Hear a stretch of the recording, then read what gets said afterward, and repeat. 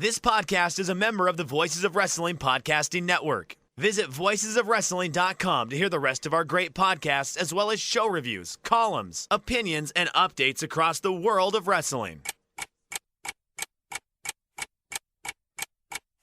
Welcome to Jumping Bomb Audio.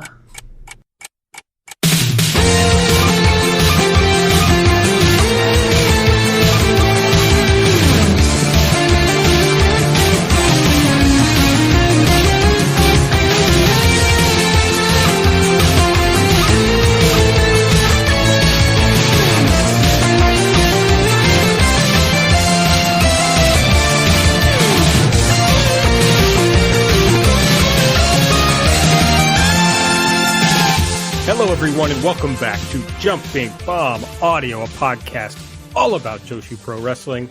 I'm Aaron. I am joined by my co-host, Taylor. What's up, Taylor? Hi, I'm excited to be here. I think this might be our most timely review, as the main show we'll be reviewing today, the Stardom Yokohama show, happened just mere hours ago, and we are hopping on here to review it, so looking forward to that. A true Easter celebration here on Jumping Bomb Audio. I don't know. I can't really tie that into Easter, but I'm trying to come up with a joke, but I'll probably just offend everyone. So I'm just going to let it go, I think. Yeah, that is what we're going to talk about. Our main thing. We're going to talk about the Stardom Yokohama Budokan show. We got, what else Stardom was up to. There have been a bunch of shows that have happened in the last few days, but not all of them have made it on air yet. But we'll talk about, I know you watched the Oz Academy Korakuen last night, right? I did, and I live tweeted about it from our Twitter account at JBombAudio. See, that's good. That was very good, Taylor. That's right. My Twitter is at Aaron Like the Car. Taylor's at Taymambo. Subscribe to the show, please. You just type in Jumping Bomb Audio in whatever podcast app you use and subscribe so you get these as soon as they come out, twice a month. To the person who added us, or maybe they added VOW, that was off a week. If you subscribed to the show, you would just know that it hadn't come up yet. So, you'd just be waiting for next week. So that's my recommendation. If you use the Apple Podcast app, give us a rating and review, a 5-star rating and review, please. And if you want to donate to the show, you can do so at redcircle.com/shows/jumping. Wow, I'm struggling here. /jumping-bomb-audio. Well, there's no reason to not get right into it. So Stardom, April 4th, Yokohama Budokan. What was it called? Cinderella Dream or something like that. And they had an announced attendance of 1,029, which I believe was slightly up from their last show at Yokohama Budokan. So congrats to Stardom on that. What were your overall thoughts on the show, Taylor? I actually really enjoyed the show. I liked it more than, this is sort of a weird comparison, but I liked it more than their last Yokohama show, which you were just talking about. I thought it was pretty good for the first half of it. I was sort of enjoying it, but I wasn't over the top about it. And I think the last, hour or so really brought it to another level for me. And it ended up being really a great show for me. I think it was a show that, maybe didn't have the pomp and circumstance of, the Budokan show, which was such a big deal and had a huge crowd. But I still think it was a very high quality show that I really enjoyed, and it was very easy for me to get through.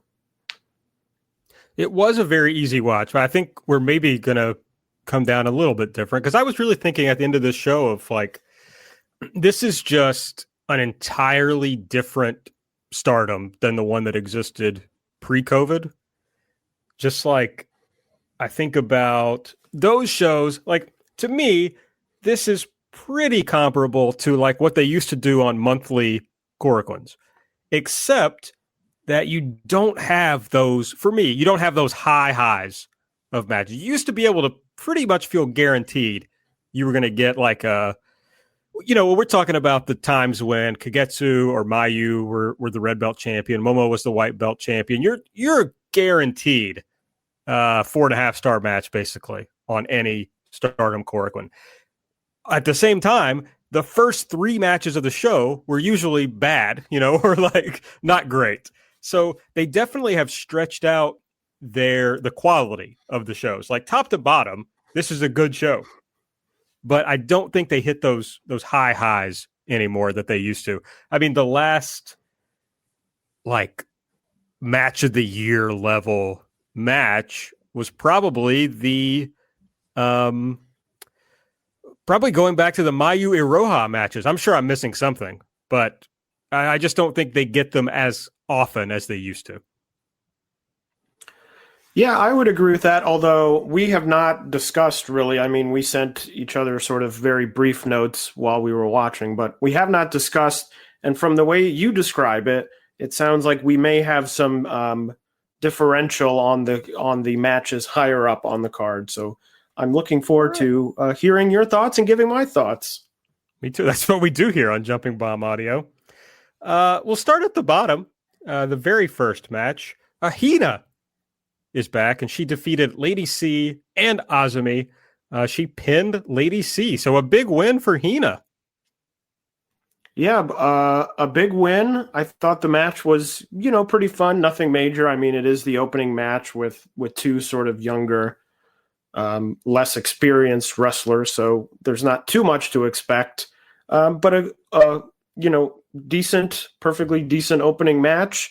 I really actually enjoyed the one spot that really stuck out to me was I think Hina was sitting in one of the corners, and I think Lady C went to throw Azumi looked like she was going to go give a drop kick or something in the corner, and she ran up the ropes, jumped off, and hit Lady C. I thought that was really cool. It really caught me by surprise. Azumi looked good as always. So just your sort of more basic Stardom opening match than the high speed matches that they've opened some of these bigger shows, which are a little bit more high energy, a little bit more quality, 4-star type quality right out the gate. This is sort of a classic Stardom opening match. Yeah, I think that's fair. I also was struck by that Azumi spot you were talking about, but also just the era that I'm talking about. You would see Hina, Rina, Hanan in these early matches, and it was very bad. And it's like, oh, on this show, all of them were competent in one way or another. Hanan, I think, has probably gone beyond what Hina and Rina can do right now.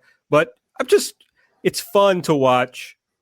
Now we're really watching development, right? Because they started wrestling in Stardom at 3 years old. I'm kidding, but you're seeing them really start to grow up and put some things together as wrestlers. I think it's fun to see. Yeah, I always enjoy, regardless of company, Stardom or, any of the Joshi companies or really any wrestling companies, I think it's always fun to see people develop from sort of starting out as a rookie, as fun as it is to sort of get people jumping into Stardom like your Himikas, your Maikas. I think there's something to seeing talent develop from the very beginning. I mean, we're seeing it now with Saida, who's become such a fan favorite. And I think part of that is seeing the development, seeing the growth, seeing the sort of learning process happen. And it's very easy for fans to latch on to people that way. For sure. Although people were talking about Billy Starks the other day, who's an American wrestler, if anybody doesn't know. And I was like, don't really think I would have my 16-year-old wrestling. And then somebody pointed out, well, I don't really think it's a problem with in Japan. I was like, oh yeah, you're right. I'm a huge hypocrite because I watch the 13-year-old monster wrestle, and I have no criticisms of that. So I don't know. Anyway, second match on the show. We've got second match Momo, as I'm calling her now. Momo Watanabe defeated Mina Shirakawa with the Tequila Sunrise. Aaron, I have to say, I don't know how you felt about this match, being a big Momo fan, seeing her in the second match on a big show that sort of doesn't have very many stakes. But I really liked this match. I thought it was really, really good. I thought Momo looked really good and clearly was sort of led the match, sort of led Mina through the match. Not that she was bad, but I thought she looked really great. I thought she was giving great kicks. I mean, I was like a big fan of this match. And for a while, until we got to later in the card, it was sort of my match of the show. I went 4 stars because I thought it was really good. I thought Momo looked really good, and I thought the match was really fun. No, I felt exactly the same. I thought it was really good. I mean, it's a bummer for me that she's in the second match on shows where it like doesn't really mean anything, and then goes and sits at commentary for the rest of the show, very strangely. Which I guess she did have some involvement, but I thought would mean maybe she was going to do something, but she really didn't. But yeah, like I agree with you that Momo kind of led the match, and she was very aggressive, very dominant. I always talk about when she's at her best, she reminds me of her white belt reign, and she did that here. And then you had Mina fighting back, I thought very credibly. I really loved that spot where Mina had the like leg lock on Momo, and Momo was trying to get to the ropes. And Mina's got these great facial expressions of like how hard she's struggling to try to keep Momo from getting to the ropes. But she also, I love little stuff like this in wrestling. She was like trying to grab Momo's arms to stop her from being able to reach for the ropes. And it's just little stuff like that that I think is not only like very helpful to me in my enjoyment of a match, but it shows a better understanding of kind of the, I mean, I don't want to fight with people about whether pro wrestling is an art, but the performance aspect of pro wrestling. So I think Mina has shown a lot since she's been in Stardom, and I thought this was one of her best matches in Stardom for sure. I thought it was very good. Next up, we had Saya Kamitani versus Unagi Sayaka. Kamitani won with the Star Crusher, although somewhat bizarrely to me, Unagi kicked out at 4. I mean, that was my biggest takeaway from the match. And you said she kicked out at 4. I think it was less than 4. I think it was like 3.2 or something. Because I almost wondered if she was kicking out for a second. I rewound it because it happened, and I went, "Oh, that was weird." Well, did she kick out before and they missed? And it was like missed. And so I went back, and it was very clearly sort of 1, 2, 3 kick out. And it was so confusing. Well, first of all, I hate that spot anywhere. Anytime they do it, they did it in AEW a couple weeks ago, and I hated it there just because it's so weird to me in that I think the argument is, and I don't know what happened. Maybe this was, she was supposed to kick out and she didn't kick out in time, and they just called it as a shoot and ended the match because Saya was going to win anyway. But the argument is always, oh, it makes the other person look strong, like because you kick out, as if to say, oh, well, I would have kicked out, but you didn't kick out. You lost the match. It would be like in a game of basketball, if you lose the game by 2 points and then you go down to one end of the floor and you hit a 3-pointer. It's like, that's great. But the rules of the game are, you have to kick out by 3, and you didn't kick out by 3. It doesn't matter if you kick out at 4. That's not the rules.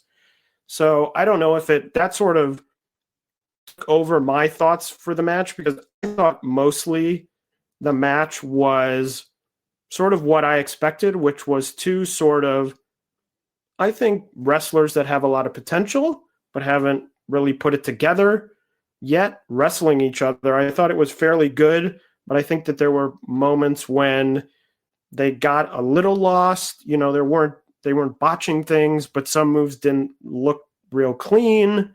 So, I was sort of on that wavelength, and then the finish ended, and that sort of took over all my thoughts on the match. Well, she lost all the matches in the trial series, right? Yes. So, I mean, I guess you could argue they're making a story of this is like as close as she got because she kicked out. I don't know.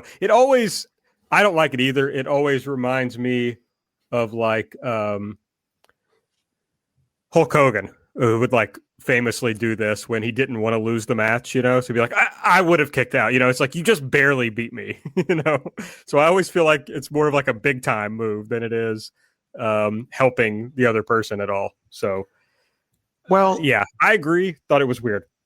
And it's so funny to me because we've talked about in past weeks about how weirdly this company overuses time limit draws. And if the story was going to be, well, Unagi's getting better, she's improving through the trial series, and maybe the point of this match is for it to end and to say, well, Unagi's gotten better. Don't you think she might go to a draw with someone?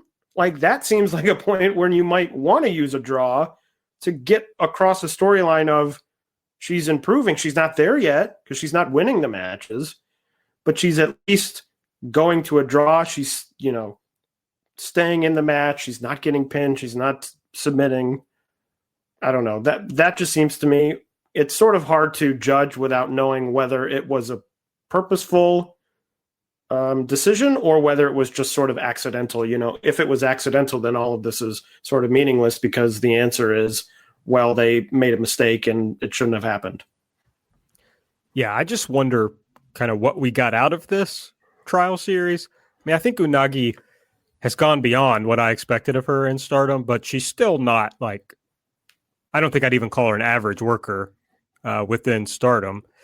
I thought this match was interesting at first because it looked like they were doing a limb match. And I was like, oh, this is new for Kamitani. It's new for Unagi. Unagi was doing a good job of selling it, but then they just abandoned that and moved on to other ideas, I suppose. So I don't know. I just thought it was a really weird match. Next up, we had the elimination match with Oedo Tai and Stars, Rina, Ruaka, Konami, Saki Kashima, and Natsuko Tora versus Gokigen Death, Hanan, Saya Ida, Starlight Kid, and Mayu Iwatani. The idea here being that the last person eliminated would have to join the other unit. I assumed, Taylor, going into this, that it would be like, you remember the unit disband match where I'm sure you do, where Jungle Assault Nation was disbanded? And I do, yes, I do remember that match. And in that match, when you got an elimination, you left the match, not the person you pinned or submitted or whatever.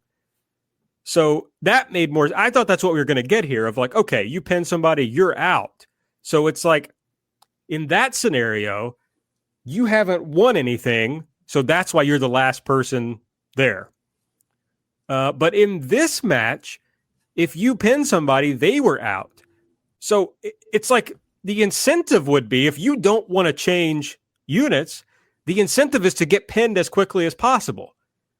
So the rules here made no sense to me whatsoever. It ended with Saki Kashima pinning Gokigen Death. So Gokigen has to go to Oedo Tai, and they announced that she will now be called Fukigen Death, which means something about evil that I can't remember from the Stardom Twitter account. I think it means like pouting or like being in a bad mood or something to that extent. Oh, I typed in Fukigen instead of typing in Stardom to go to their Twitter account. But anyway, to me, the rules made the match just very bizarre. Yeah, it is bizarre. I guess the argument would be, like, if you had to argue, the argument would be, well, you don't want to lose a member to the other team, so you would try and stay in as long to give your side an advantage to hopefully win and not lose someone. Although I think both teams before this match happened in promos and things were saying we don't want anyone from the other team. So that sort of weirdly undercut things because Stars didn't want an Oedo Tai member and Oedo Tai didn't really want anyone from Stars. But I guess that would be the justification would be, well, you don't want to lose anyone, so you yourself want to stay in as long as possible to give your team a numbers advantage, or at least try and give your team a numbers advantage. Yeah, that makes sense. Yeah, it's just weird to me. how it all played out. And it's like, well, then when you get to the end, it's like, okay, Mayu is not joining Oedo Tai. Surely they're not just going to send poor Saki back to Oedo Tai. Back to Stars. So it just became very clear where they were going. Yeah, and I think that was something we sort of talked about last week when we were previewing the show, was that it seemed like Gokigen Death would be a sort of obvious one as someone who could move without really upsetting the apple cart all that much, and that's what ended up happening. I don't know that it's all that great of a, I don't think the match ends and you're like, oh my god, Death is going to Oedo Tai, like I'm crushed. What will I, I just sort of was right. like, okay, and this Oedo Tai unit, which we've talked about in the past, it certainly doesn't really help them in any meaningful way. They got essentially the closest thing, in my mind, to a jobber in Stardom at this point, because Death really very rarely wins. It just felt like, we talk about week in and week out, Oedo Tai needs something, they need some juice, they need this and that, and this is like not the thing to do, even though, I thought the match was fun. I wasn't crazy about it, but I thought it was a fun match. I thought it was sort of interesting. I thought they did a better job with, I talked about the last time they did the Stars Cosmic Angels match, which had the over-the-top rule, and I was like, they've leaned so much on over-the-top. I think they did a better job with sort of evening that out. Saki, once again, strangely pins Mayu and Death back-to-back, getting some big wins, not Death, but pinning Mayu is pretty, not, less major in a big match like this, but still you're pinning Mayu. But it just sort of ends and you're like, Oedo Tai is either the same or, slightly down, because now they have another sort of very low card wrestler. And then, of course, as we'll talk about in a few minutes, something else happened and they sort of did a swap of a prominent member of the group for someone who's probably going to be at the very bottom rung of this group. Yeah. Just very strange times. I guess I was just doing a lot of reminiscing, and it's like, man, when I got into Stardom, Oedo Tai was like the coolest thing in wrestling. It's like everybody loved Oedo Tai. But we saw Stardom in New York. Kagetsu was the biggest star. And it's amazing how far Oedo Tai has fallen. Yeah, they lost. It's that dance. They lost that dance, and it all. That's right. That was the beginning. Got to keep dancing. So glad I got to see the dance in person. Okay. Next up, we had the white belt title. Tam Nakano defeated Natsupoi to retain the white belt. She won with kind of like an arm-captured German. Yeah, I thought this match was good. Didn't really feel all that strongly about it. It feels largely, I did like the Natsupoi high-speed win at Budokan, but other than that, it's felt largely like Natsupoi's run in Stardom and a lot of her run in Tokyo Joshi, where I thought it was perfectly good. And other than that, I didn't really feel that strongly about it. I thought it was fine. It gives Tom a nice first defense where she's clearly, going to win. But other than that, I don't really feel that strongly about it either way. I was higher on this match than you then, because I really liked this match. It reminded me of Natsupoi's performances in those Miyu Yamashita matches. I thought she was good. It was pretty brutal. They were going at each other. It was a little harder to get into because, I always felt like the finish wasn't in doubt, of course. But I thought Natsupoi really brought it here. I was impressed. Interesting. Okay. In the red belt title match, Utami Hayashishita defeated Bea Priestley with the spinning Razor's Edge type power bomb that she does, and retained the title, of course. Yeah, I thought this was easily the best match of the show. I thought this was very, very good. I went 4.5 stars. I just thought it was exactly what I was sort of looking for. It did started a little slowly, but didn't really affect my enjoyment of it. I just thought it was, once they sort of got into it, it was hard hitting, which I really enjoyed. I think it was well paced. I've had some issues with Utami's previous title defenses that I thought weren't all that well paced, that sort of slowed down and became very lethargic to me, as it was sort of like, you hit a move and then we lie around, and then I hit a move and then we lie around. And I just thought it really drew me in. I bit on the ocean cyclone suplex near fall that Bea hit. I thought that was maybe the finish. It was not the finish. So I just ended up really enjoying it. I thought that they both sort of left it out there, and then it was clear after the match, probably why Bea had gone out there and had, a match such as this. But I really enjoyed it. Thought it was the strongest match on the card, and probably in, if not the top match of Stardom's 2021, probably number 2 behind the hair versus hair match from Budokan. Wow, you were very, very fond of this match. I thought it was quite good. I mean, this is really where we differ, because to me, it was probably on the same level generally as the white belt match. I probably would go about 4 on it. Too long for me, frankly. And it just had the back and forth down the stretch, just too reminiscent to me of like the New Japan style of main events, which I've grown tired of.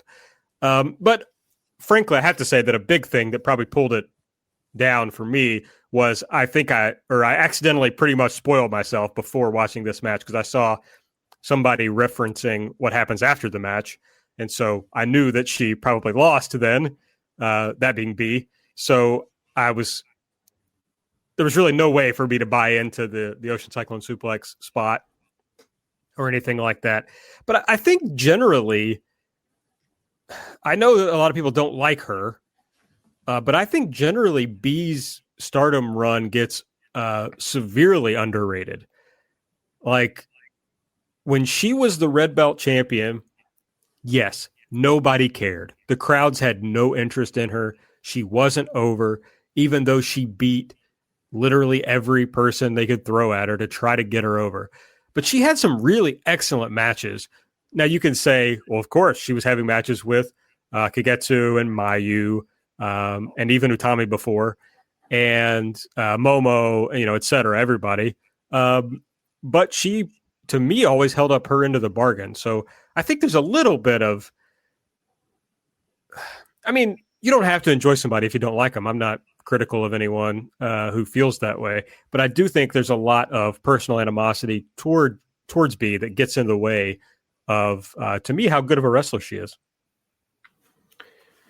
Yeah. I have sort of mixed feelings on the whole thing, because, I enjoyed this match, and there's a number of Bea matches throughout her time in Stardom that I did enjoy.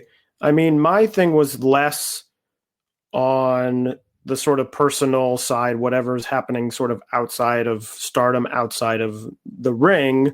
And mine was always that I just never connected character-wise. I mean, the whole thing that was running for many months or however long it was of, Momo, the number one idiot. Oh, and after every match, I get on the mic and I say, oh, Shopai. I'm like, get another, it's sort of the difference between a sort of unlikable heel that you're like, I want to see this person lose. I want to see the baby face come in and beat her, and someone who you're just like, just like stop, like go somewhere else now. But I think she's a solid in-ring worker, and I'm sure we'll discuss in a minute what that means for the future. But, I sort of see both sides. I have mixed feelings. I can go either way. So, this was sort of a good, the good version of Bea, because I think it was a great, in-ring match, and it didn't have that sort of ending where you go, oh no, don't, just leave the ring and go backstage and let me enjoy that you had a good match. Oh yeah, I mean I agree with that. She's super cringe. She always was, basically the whole run. So it's just that is what it is. Whether you can kind of set that aside or not. Again, not critical of that. It's just like there's certainly people that I just don't like, and so or there's something about their character that I don't like, and so it's just impossible for me to invest in their matches. But for whatever reason, I was always able to enjoy Bea's matches. Of course, after the match, she got on the microphone and she had made comments before about Utami just being a young girl who carried her bags. And she says, you're not just a young girl, you're very strong. And then she shouts out Momo and says, yeah, I know I said all this about Momo, but actually you're probably my best friend in Stardom, I assume. And then she announces that it will be her last match in Stardom. And she seems to imply that she's leaving Japan generally.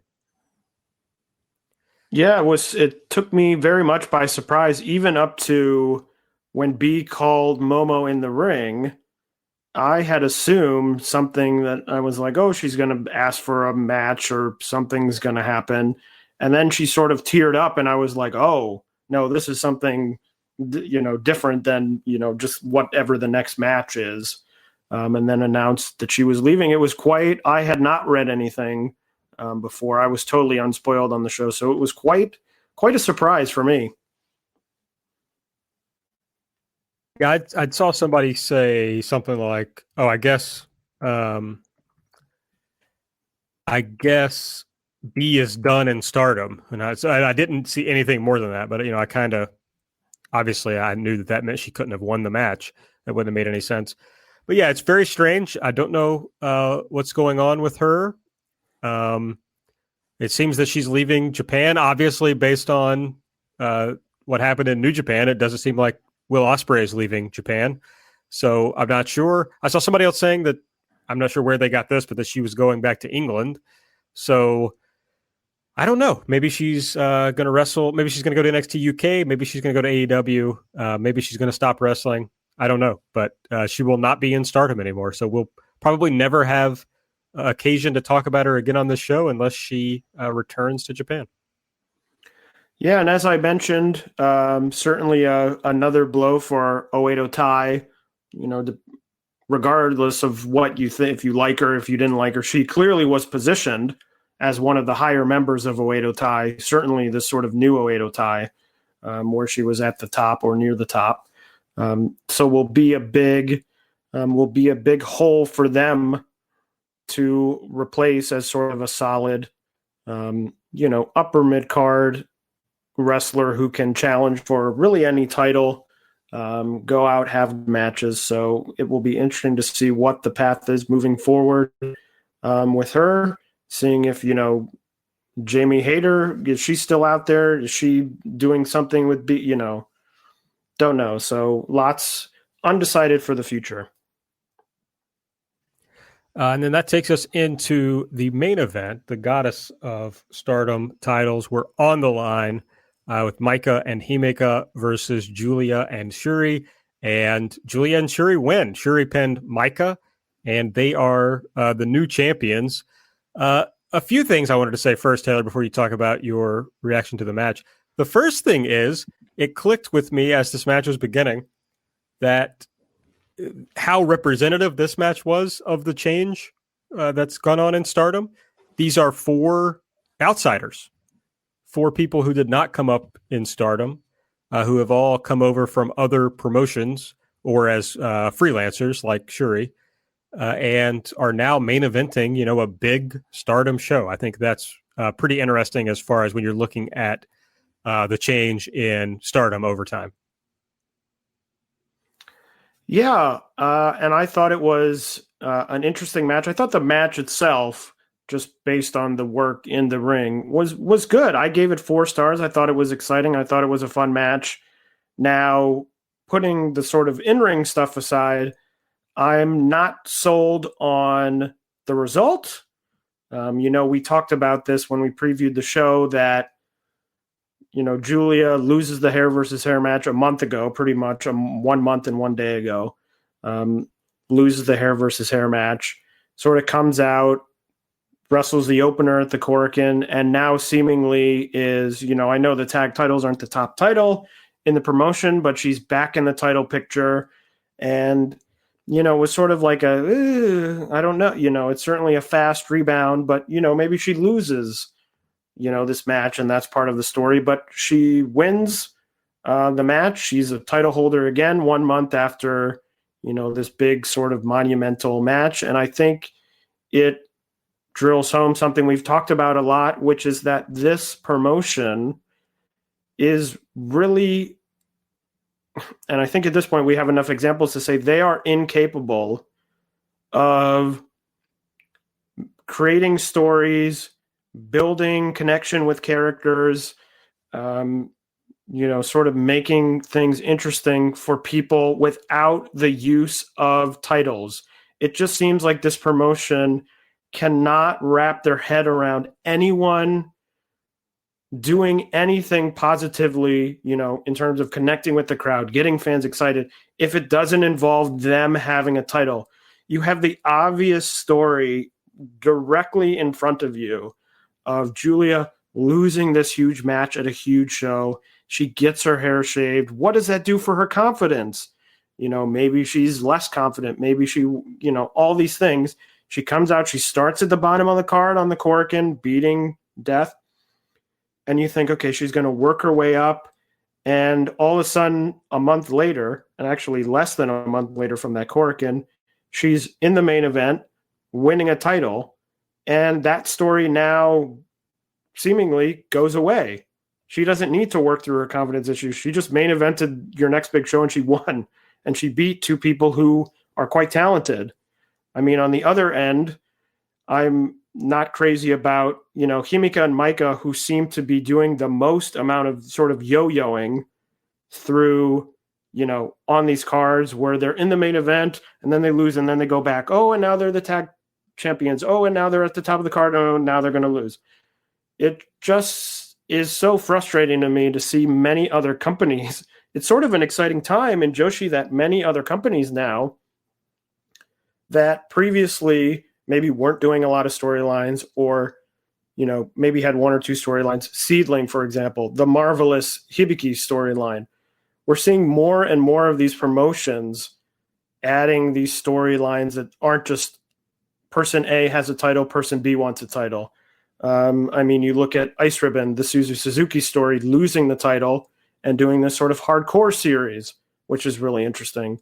It just frustrates me to see the biggest company seemingly incapable of really creating engaging storylines without titles. I mean, the one match on this card that had a story and didn't involve titles was the Oedo Tai Stars, and that sort of ended on a shrug with, okay, the lowest member of Stars goes to Oedo Tai.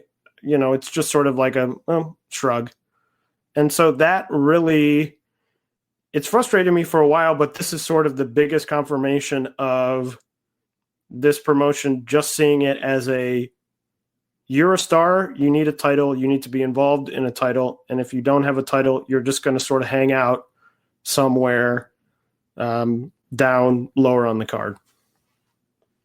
It's even more frustrating because it's with Giulia, who they brought into the company and started trying to make a star in a story that did not involve a title with Hana Kimura, who also, by the way, is someone who became a huge star in the company without winning the title.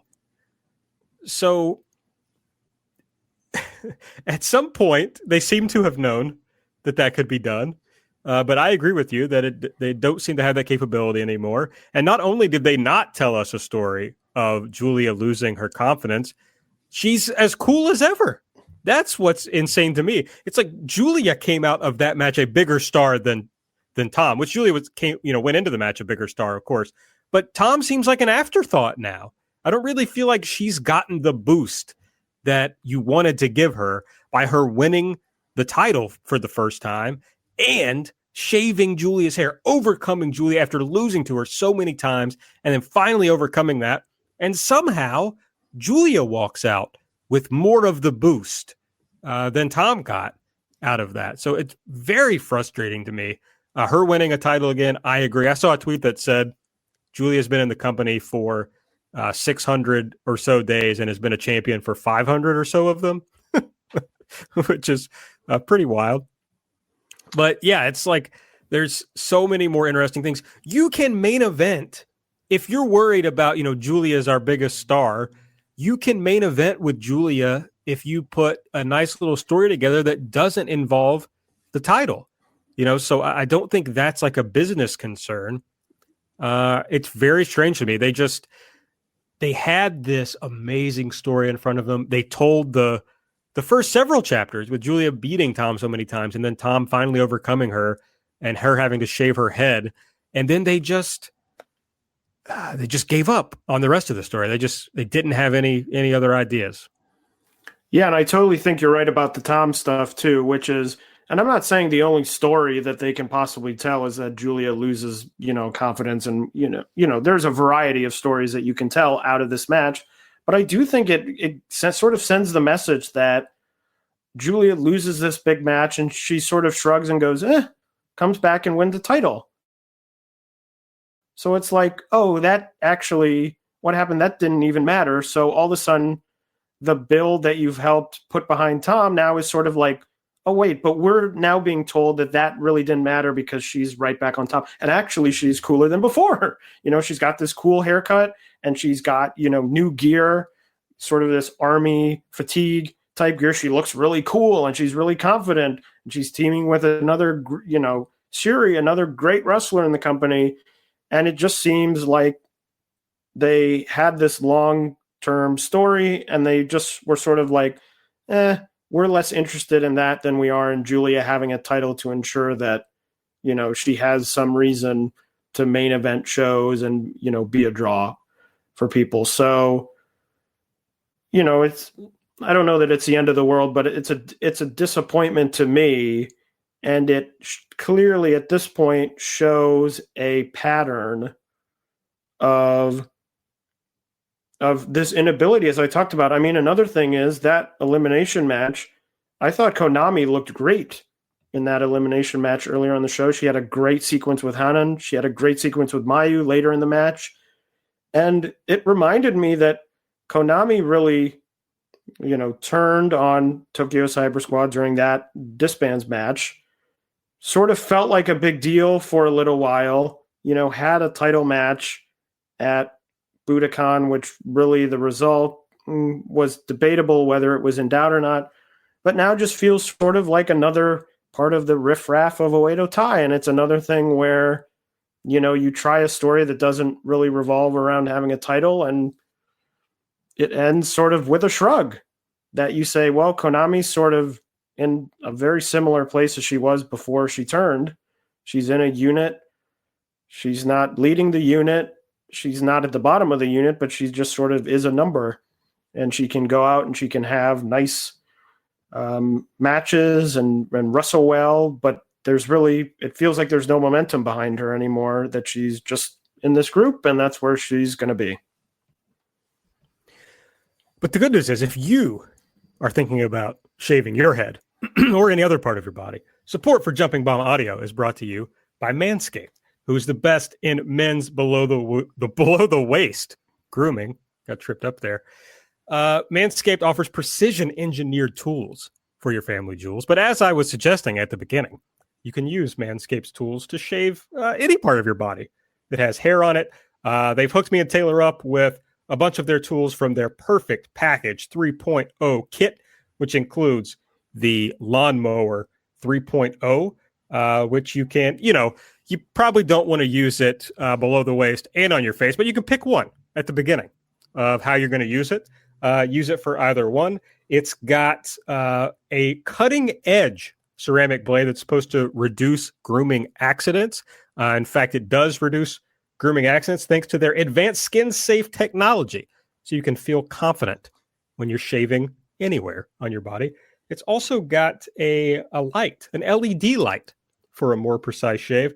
But if you order the Perfect Package 3.0, you also get some other things from them. The Crop Preserver, which is an anti-chafing ball deodorant and moisturizer.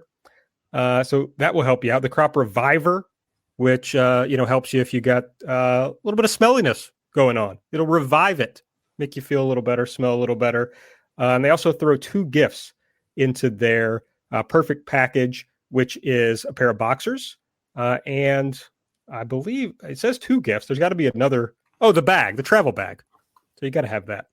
Taylor, did you get your perfect package from Manscaped? I did. I got it and I used it all, and it was all very good. I was very impressed. The trimming went very well. I found that it was, I feel like the razor was a good size. It felt like it was well made, but it wasn't overly heavy. It was easy to use. I found the light, the LED light, very useful, especially because my bathroom can sometimes be a bit dim. Not a lot of light in my bathroom, so that was very useful. And I used the crop preserver, I used the crop reviver. They both smell really great. And so I was all about it. I'm actually wearing the boxer briefs right now. Excellent. I've forgotten the most important part. I need to say we have an exclusive offer for our listeners, 20% off. I'm having a hard time today. Plus free shipping. Just use the code JUMP at manscaped.com. It's really important way that you can support the show because if you use the code JUMP over at manscaped.com, they're going to know that our listeners are using the code, and that will help us. So we appreciate it. But I agree with Taylor. It's all very good. I've enjoyed it a lot. I'll tell you this. I had a read for Manscaped on a different podcast a long time ago, and they sent me the Lawnmower 2.0, and it was great. But the Lawnmower 3.0 is much better. So I highly recommend going over to manscaped.com, using the promo code JUMP, and getting 20% off plus free shipping. Your balls will thank you. All right, let's get into some of the other shows that happened over the past couple of weeks, Taylor. Yeah, so we'll just cover the other Stardom shows very briefly. They had a Korakuen on March 26th. The 2 big notes there, Saida defeated Ruaka in a Future of Stardom title match, and the Cosmic Angels retained their Artist of Stardom titles over Queen's Quest. And then on 3/28, they had a very Stardom traditional day and night doubleheader at Edion Osaka Arena 2. In the first show, Natsupoi retained her high-speed title over Starlight Kid. And on both shows, they ran the unit tournament, the one-day unit tournament, and the Oedo Tai team of Natsuko Tora, Saki Kashima, and Ruaka were victorious over the Cosmic Angels in the final. That seems to indicate that they may get a title shot at the Artist of Stardom titles. At some point down the line, I also included, and I just wanted to read this, this was a note from Dave Meltzer in The Observer, and it was very confusing. I don't know, Aaron, if you feel the same way, but I'll just read it. Stardom ran an afternoon and evening show at the smaller version of the Edion Arena in Osaka. The event was built around a trios tournament. The notable thing is, and I'm sure it's happened somewhere before, but I can't recall anything like this ever, but the afternoon show did 285 fans and the night show did 229 fans. Historically, if you do a one-day tournament, the finals at night usually greatly outdraw the first round. Now, Aaron, am I crazy in thinking the reason the afternoon show did better is because there was a title match on the show? I mean, that seems reasonable to me. Also, it's a unit tournament. It wasn't like a tournament for, the white belt or something. It wasn't the Cinderella tournament where you wait around to see the finals. So, yeah, weird take to me. Yeah, it just really stuck out to me, and he even mentioned later, and I didn't mention it here because it's later on in the information, but he did mention that they had a high-speed title on the first show, and you would assume that a title match and part of the tournament would probably draw over the end of a tournament which has only happened for one day and seemingly wasn't pushed all that much, wasn't a big deal. It just smacked me as odd. 2 small shows if the first show had done 800 and the second show did 100, that would be sort of odd to me. But just sort of a strange thing. And these Osaka Day and Night shows usually draw about the same number of fans to both shows, regardless. And we're talking about 55 people or whatever. I haven't been tracking the attendances on these Osaka shows recently to tell you whether they're up or down. But it wouldn't surprise me either way. If you flip flop these numbers or the way they were, I mean, it seems pretty similar to what they usually do.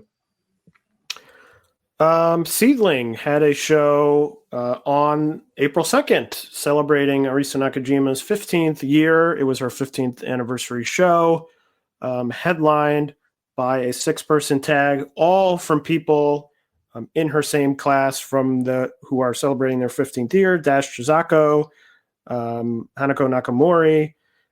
The really only big Seedling news coming out of the show is it was announced that Honori Hana and Riko Kawahara will be challenging Arisa Nakajima and Nanai Takahashi in a tag title match on the April 26th show. It was mostly just a sort of for fun show, not a lot of sort of Seedling specific plot lines happening, but that was really the one thing that was announced on the show that will affect things going forward. Also, today on April 4th, Oz Academy had a Korakuen, a very newsworthy Korakuen. As I mentioned, I live tweeted it from the Jumping Bomb Audio Twitter account. Just some of my thoughts. Both titles, 2 title matches, and both titles changed hands. Kaori Oniyama and Yu, the returning Yu, winning the tag titles from the Mission K4 team of Kakeru Sakaguchi and Kaho Kobayashi. And in the main event, Sonoko Kato defeating Mayumi Ozaki to win the Oz title in a match that I thought was really great. If you're into the Oz style, if it's a style that you like, that will probably be a match that you will enjoy, and I would recommend you seek it out. If you're less high on Oz, it will probably be a match you will be less high on. It has all the classic Oz Academy style, lots of interference. At one point, it sort of turned into a chain match as Kato and Ozaki were chained to each other, handcuffed to each other with a long chain. But I thought it was a lot of fun, really hard-hitting, and worth checking out. Tokyo Joshi has had a few shows. The 27th saw the return of Maki Ito after her quarantine, returning from AEW. And April 1st was the first Inspiration show headlined by a Rina Yamashita Hikari Noah hardcore match. Aaron, did you see that match? Yes, I did. Here's my hot take. I watched that match after I watched the Stardom show, and this was the best match I watched today. Wow. Well, it was my favorite match I watched today. How about that? Sure. I thought it was a fun match. I think it did start a little bit trying to think of what the word was. Timid. You think of a hardcore match, and it's clearly, that's sort of part of the storyline of Hikari Noah sort of trying this new style of match. But I thought in the end it really came around. The finish looked really great with Noah getting dumped on those chairs. So I really enjoyed it. I don't know if it was my favorite match between the Stardom show and this, but a very good match and a very easy watch. The whole show was a very easy watch. If you sort of skip the intro, you can get through it in about an hour. So a fun show. Tokyo Joshi also had a show on the 3rd, and they had a show today on the 4th, which was a women's only show. And I believe they announced they will be doing another women only show, which is good news that the first one was successful. Ice Ribbon has had some busy times. They had a Korakuen on March 27th. We were hoping to cover it on this show, but it is airing on Samurai on April 7th. So we will talk about that next episode. I have managed to somehow stay spoiler free. I don't know any of the results, which is really great. Peas League, there's been some updates. 2 matches went to time limit draws, Yuki Mashiro and Itsuki Aoki. and Rina Shingaki and Bani Okawa both went to time limit draws. So the A block, Yuki Mashiro still ahead at the top of the block with 5 points, but I believe that logistically she cannot win the block because Itsuki Aoki and Momo Kogo are both at 4 points and they have a match together. So if they drew, they would all be at 5 points. The B block, a little bit more open. Honori Hana still at the top with 4 points, with Rina Shingaki right behind her at 3. And then on April 3rd, the newest Ice Ribbon trainee, Budo, which translates to grape, had a 3-minute time limit draw in an exhibition match against Suzu Suzuki. So lots going on there, and as we'll talk about, some big things coming up for Ice Ribbon in the next few weeks. Diana had another show on YouTube. This was a Asuka Produce show, Asuka Crisis Produce. Lots of fun talent, both Joshi and non-Joshi on the show, headlined by Asuka and Aiko Sato against Amy Miura and Hagane Shino. That was a fun match. It's on YouTube, so check that out. Just happening a few hours ago at Korakuen, Actress Girls had a Korakuen Hall show. The Spice App team of Maika Ozaki and Tei Hanma defeated Hikari Shimizu and Mari to retain the tag titles. And in the biggest news, maybe one of the biggest news stories of the entire weekend, Saki defeated Miyuki Takase to win the Actress Girls title, ending Takase's 515-day reign. So big news there. It will be interesting to see where Takase goes from here now that she doesn't have the title for the first time in, a year and a half, almost 2 years. Marvelous had a show on the 30th. It was on Zyko. I watched it. It was very easy. Zyko, I really love that pay-per-view provider. It's very easy for international people to buy and watch these pay-per-views. The big match for me on it, Asuka against Rin Katakura. They went to a time limit draw. It was a really fun match, but felt like a match to me where they were maybe holding back for a rematch, which I certainly hope happens. Two very talented wrestlers. Hibiki against Maria. Hibiki lost, but it appears that she still wants Dash Chizako in a singles match, so we'll see if that happens. I'm assuming coming up soon, we're going to start hearing about matches for the Gaea show, which is on April 29th. So it will be interesting to see if that match is included there. Wave had quite a lot going on. Their newest trainee, Shizuku Sukata, had 3 matches. One on the 24th, she went to a time limit draw with Yumi Oka. That was a 5-minute time limit draw. She lost to Miyuki Takase on April 1st in a match that went almost 13 minutes, 12:54, and then went to a 15-minute draw against Kaoru on the 3rd. So that's something to keep your eyes on. It will be interesting to see if they're really, getting behind her. I mean, a 15-minute draw in one of your first matches against sort of legend like Kaoru, sort of a big deal, and it will be interesting to see if she's, maybe going to get a quick push in Wave, a promotion that doesn't have, a huge roster, and they could really use another wrestler. Other notes on the first, sort of the biggest show for Wave over the past 2 weeks was the first. Kiori Yoneyama retained the Pure J title over Yuki Miyazaki. As Yoneyama said when she won the Pure J title, I believe every singles match she's in now will be for that title. So she retained it there. And Sakura Hirota retained the Regina de Wave title over Saneko Kato in a match. And on the 3rd, Itsuki Aoki and Rin Katakura retained their tag titles against Sakura Hirota and Yuki Miyazaki. And coming to a close here, Choco Pro had Choco Pro 100, the 2-day event. 2 really fun shows. I think the best 2 matches on both shows. On the first day, Best Bros versus Emi Sakura and Minoru Fujita for the Asia Dream tag titles. And on the second day, Mizuki from Tokyo Joshi Pro against Mei Suruga. That highlighted the second day.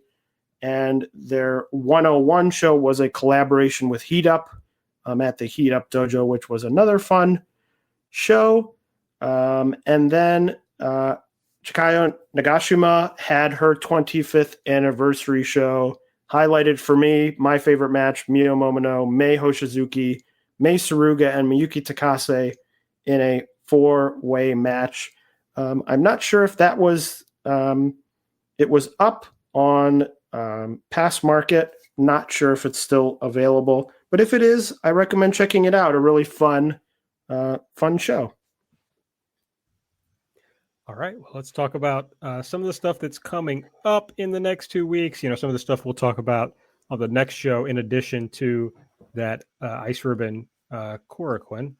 But we will have Stardom on April 10th. They'll be at Korakuen with the first round of the Cinderella tournament. So usually a one-day tournament, but this time they are mixing it up a little, and it's, I believe, April 30th is the finals. So a big gap in between the first round and the finals. What do you think about splitting up the Cinderella tournament? I think it's an interesting decision. You know, I'm not necessarily very pro or very anti. I'm interested to see how it goes. You know, usually when you do the one night of Cinderella tournament, it has a sort of rhythm. You can sometimes get crazy results in the first round, you know, matches that only go a couple minutes, end with over the top rope stuff because you're trying to fit in all of these matches into one day. You're trying to get, you know, stars out so that they don't have to take pins. So I'm interested. I think the thing I'm most interested in seeing is how it sort of affects the usual rhythm of the tournament. I'm assuming, you know, I don't know, maybe they will still have those quick finishes, and maybe they won't because now they have a little less matches to get through in one night. They did announce all the participants at the Yokohama show. Really no surprises in that announcement. It's who you would expect, sort of the upper tier there. So it will. The most interesting thing for me is to see whether it sort of changes what the Cinderella tournament is. How do you feel about it being 2 nights? I guess I feel the same. I like it. I like it as a one night tournament. I guess if you're new, if you haven't seen a Cinderella tournament before, it's single elimination tournament. The winner gets a tiara and a dress, and they get their wish, which is almost always a challenge for one of the top titles. So Giulia is our most recent winner, right? I believe that's correct. And it's usually someone who kind of needs to be elevated. Like the 5-star Grand Prix is like one of your top people is winning this. Cinderella, you kind of give somebody a boost. Giulia was not who Giulia is now when she won the Cinderella tournament last time. So you can kind of expect that. You're going to get, you know, kind of a weird final, or in the past, you know, you get kind of a weird final because, as Taylor was mentioning, you're going to get some of the stars out early because in Cinderella tournament, you can also be eliminated by being thrown over the top rope. So, you know, you're not going to necessarily have somebody in the final match who's going to be someone you don't want to lose a match. Giulia beat Natsuko Tora, I believe. That's correct.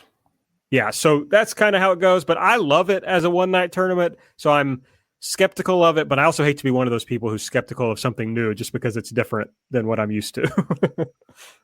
Do you have any guesses or predictions as to who maybe emerges victorious from this tournament? Well, they need to use it to... Okay, if you think about some of the people who are at the top of the promotion, so Giulia, Utami, Mayu, even Tom, since she's a champion, like you don't want any of those people winning this tournament. It's not going to help them. I could see like a Himeka or Maika winning to give them a little elevation. Nobody else really stands out unless you decide to get behind somebody like Konami, for example. It's like, all right, we're just going to go with Konami. Then you can do that. Or even, now I'm talking myself into more people. Or if you want to elevate somebody like Starlight Kid or Azumi, where if you want to really get them up to the next level. But that's kind of the level of person that I would be thinking of. Yeah, I think there's sort of a level, like you said, of the top people who are probably not going to win it because they don't need it. A level of sort of the bottom people who they're probably not looking to push. I'm thinking of Fukigen Death, and people like that who maybe it's not their time yet, or that's not their position on the card. I mean, I certainly think Himeka and Maika have to be probably 1 and 2 in some order. I think you could probably flip-flop them either way. As to favorites, I'm sort of interested to see where Azumi, Starlight Kid go. Azumi was the high-speed champion for a while, and that was sort of her comfortable position. And she lost that title, and it isn't quite clear to me yet what the path for her is, whether they now just are sort of waiting on her or whether they have interest in putting her, moving her further up the card. So I think there's a lot of interesting possibilities. And I do also wonder, the first time it being a 2-night tournament, whether they do the first round and, we'll be back with another episode before the second round, the finals. It will be interesting to see whether the results of the first round really telegraph who will make it far and who will not, or if they don't, because they've never done it this way. So just something to look forward to. Yeah, it's usually kind of more obvious of who's going to win. Like when Momo won, she was definitely on the path up. I wouldn't say so much with Arisa, who was not booked that strongly before she won the Cinderella tournament. But definitely when Hana won and when Giulia won, it kind of seemed like the obvious outcomes. So, but nobody really. I mean, I agree with you that Maika and Himeka are probably your top choices, but nobody just like screams out at me as like, oh, they're about to elevate this person, so this is a good way to get it done. They also have shows on the 17th and 18th, and yeah, like we said, we'll be back before that show on the 30th. Yeah, the another big show coming up in the next 2 weeks is the next Tokyo Joshi Korakuen Hall show, still incomplete, which was a confusing name for me because the first time I saw the card, it said, "Here is the complete, still incomplete card." And I thought, oh, they're adding more matches to this card. That seems strange because there's already, 3 title matches. And Aaron, you want to deep dive into this as another big show, or at least into the sort of the big matches on the top half of the card, because I think there's some interesting questions about who is going to emerge from this show as the title holders.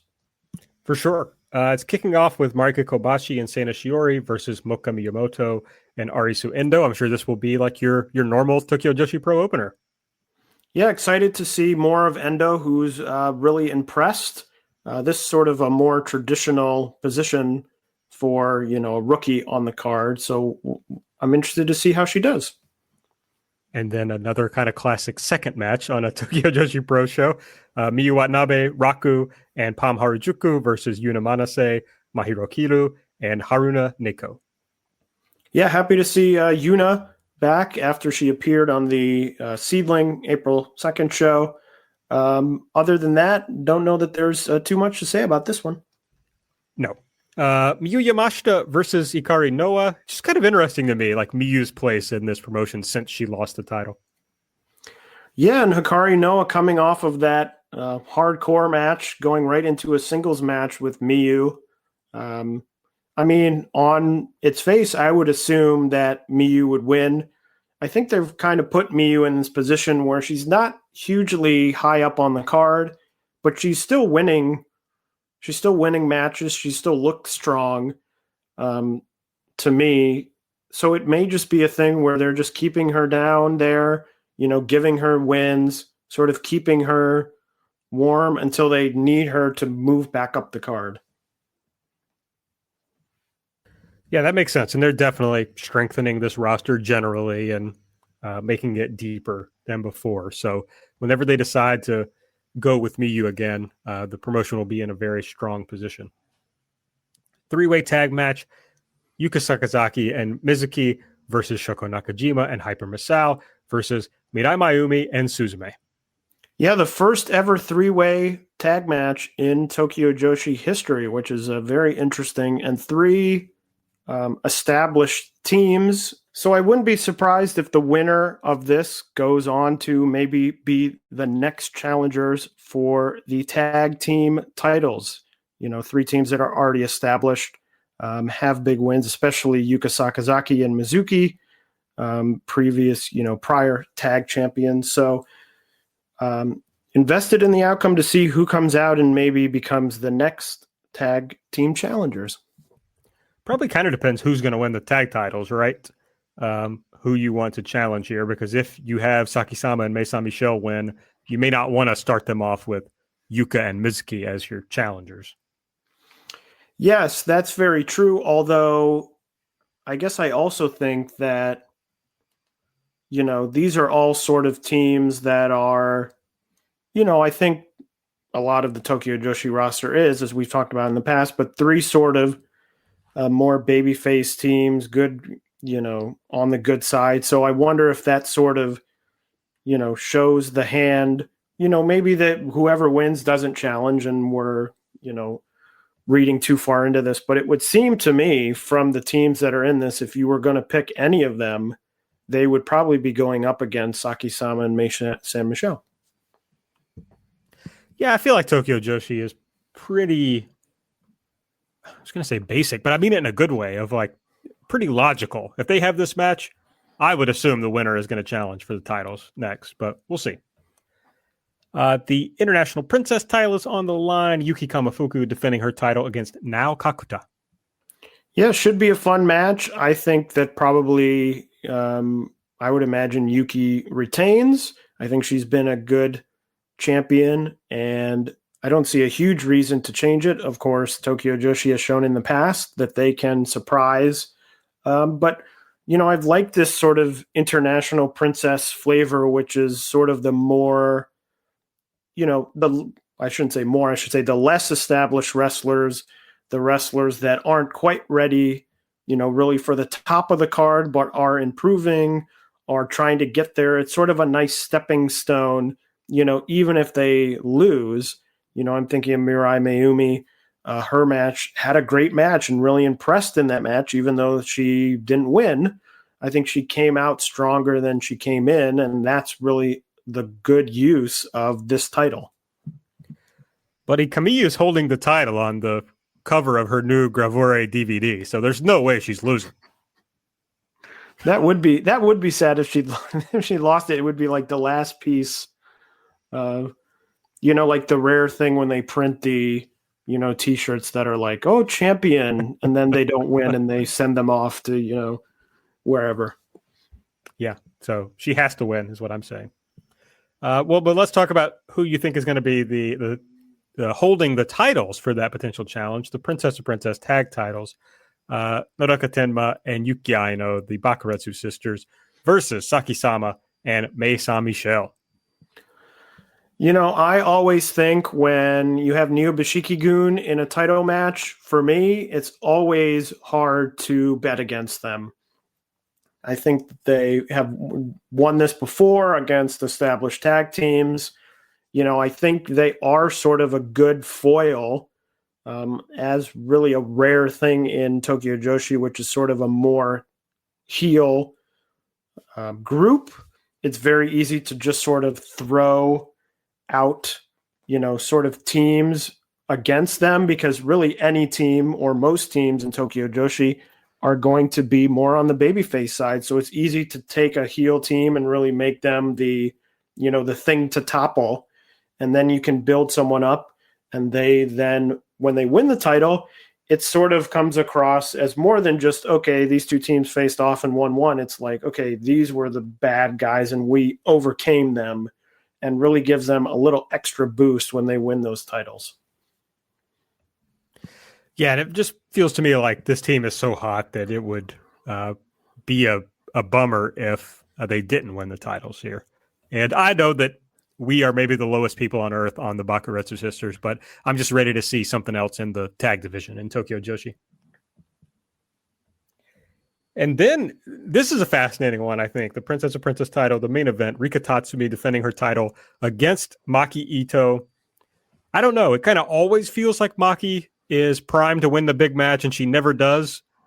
And that's like part of her charm. So I hate to get myself worked up for an Ito win, but she does, again, kind of like what I said about the last match, she does seem hot, like it would be a good time to strike with Maki. But I don't know if it makes sense for her character, so it's just a tough one. Yeah, I totally agree. And part of me wonders, was this the plan? If this was the plan 4 months ago, they said, okay, Rika's going to win the title. She's going to defend it against Miyu. Then she's going to defend it against Maki. And that's going to be part of the story. That's something different to, is this just a reaction of she was in AEW, she made waves, she's coming back. This is sort of the chance to strike while the iron's hot, try and get people interested, try to get people to watch the show, to subscribe to Wrestle Universe and things like that. That's the thing I don't quite have my fingers on. But I also think you're very correct in that, the whole story is sort of Maki Ito getting better. The storyline with Miyu, the tag team with Miyu sort of slowly getting better. And I wonder if her sort of winning the title sort of would be skipping the steps of the story, part of the story, which I would imagine, the part of the story is this person always losing, trying hard, always losing. You would think that there would be a moment when you sort of see it start to get put together, like, oh, we're getting wins. Oh, we're doing this, we're building momentum, and then we get a title shot, and then we win. That seems to me the most sort of logical story. But again, as I've said, the Rika Tatsumi win sort of set up this expectation of the unexpected, that I don't think we expected her to win the title, and she won. So it gives really every match that she's in this unpredictability. So I could see Maki winning. I could see them saying, hey, let's strike while the iron's hot, and maybe they get the advertising out there and lots of people are watching Wrestle Universe and she wins the title and they're building momentum. I mean, I could see that as a thing and a reason to put the title on her, but I don't know from a storyline point, sort of the natural self-contained Tokyo Joshi storyline, moving aside any of the AEW stuff, if that's really where it's going at this point. Yeah, it's like, I'd like to see Maki beat Aja Kong. I'd like to see Maki beat Miyu Yamashita before she can win the title. On the other hand, she's this very popular character, and certainly it would bring eyeballs with Maki being the champion, and she's just been introduced to a new audience. So it makes all the sense in the world to me. Plus, Rika Tatsumi is not Yuka Sakazaki or even Mizuki. It's like someone that you can imagine Maki Ito beating.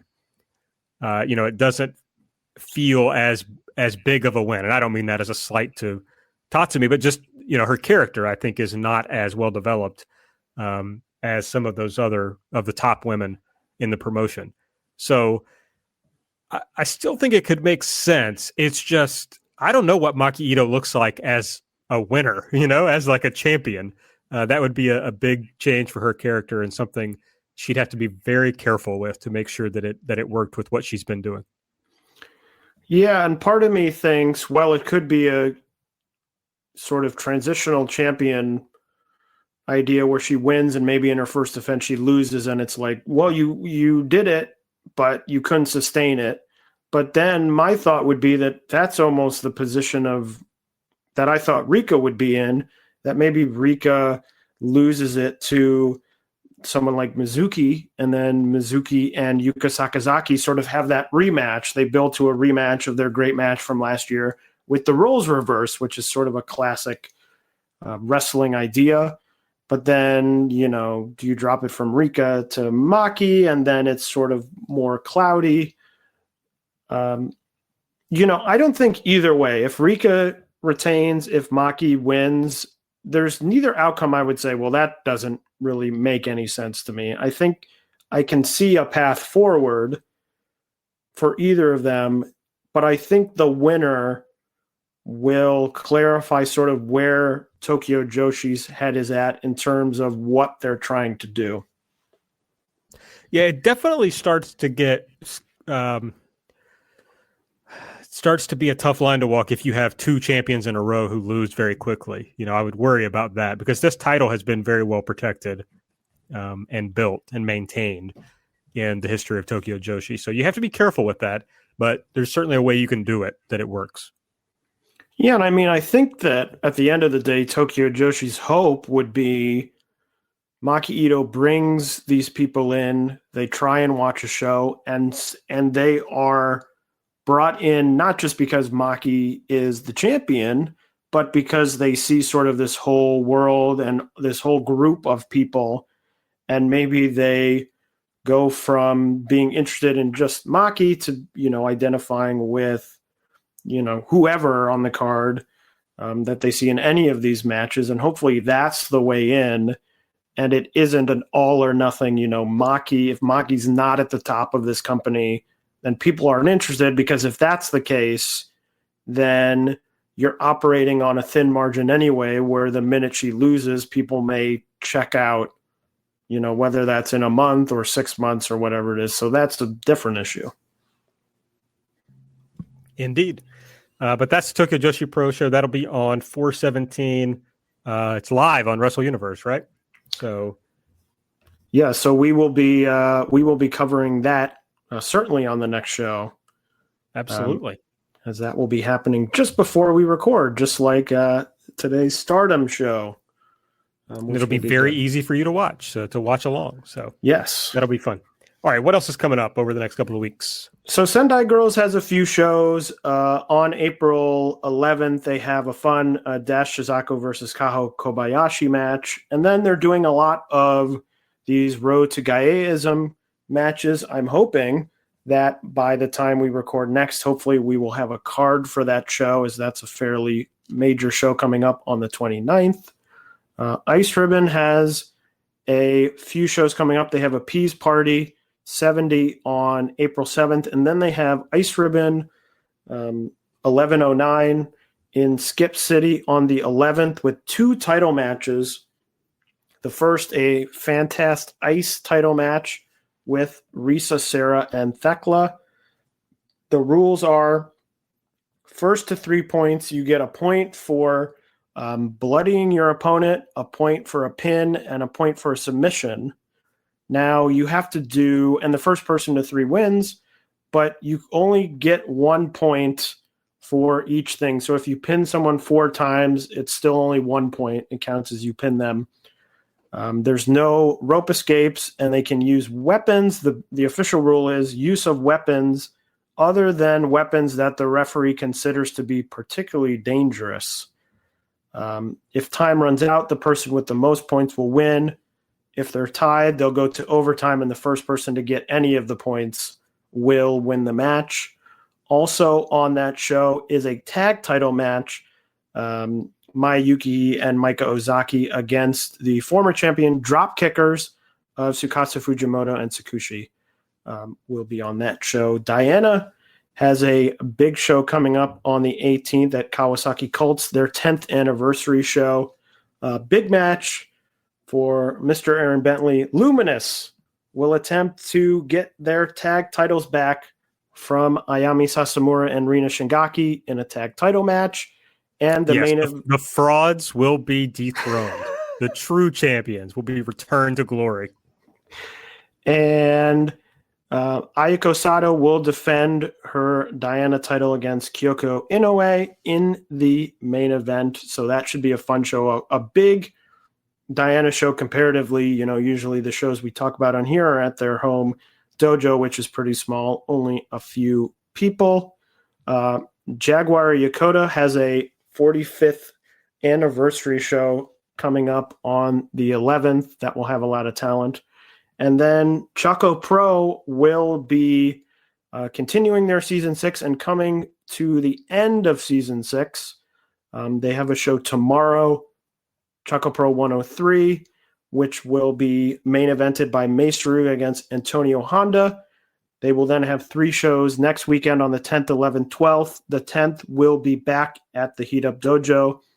And then 2 more shows on the 17th and 18th. And the 18th, the show on the 18th, will be the season 6 finale.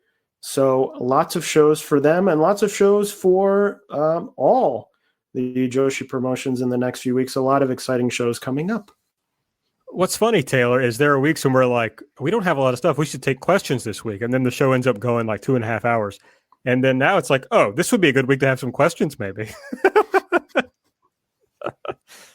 I don't know how long we've gone, but it's a pretty short show, I would say. So we never know. It's always hard to tell. It is hard to tell. You just don't know what we're going to get fired up about. It was just, we led off with the Stardom show, mostly talked about that. And it was just kind of like a good show that was easy to watch. There wasn't anything we talked at length about, the Giulia stuff, but there wasn't much else that really got us fired up, I don't think, or like was particularly either offensive or like really exciting about it. So I wish I'd had some more advanced notice of the Bea Priestley thing. We could have talked, maybe we could have dug more into her Stardom run, but no such luck as they did that right before we were about to record. So that's just how it goes.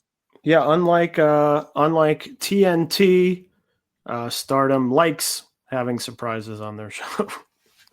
That's true. You've nailed it. All right. Well, is there anything else you think we need to cover, Taylor?